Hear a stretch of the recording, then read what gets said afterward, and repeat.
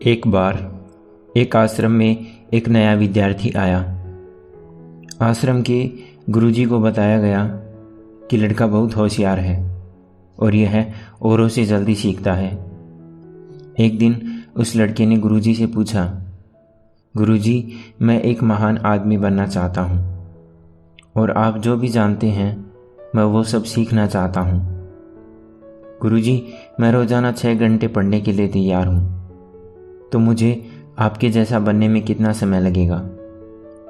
गुरुजी ने कहा, बेटा, तुम्हें कम से कम 5 साल लगेंगे।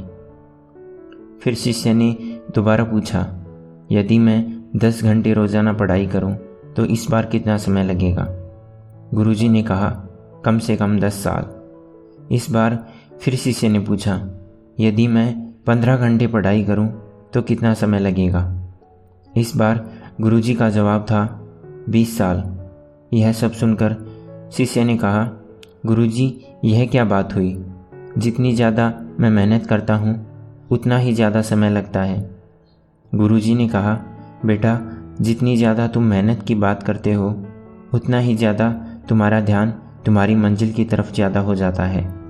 अतः जब तुम्हारा ध्यान 2 अलग अलग हिस्सों पर होगा तो यह स्वाभाविक है, तुम्हें ज़्यादा समय लगेगा।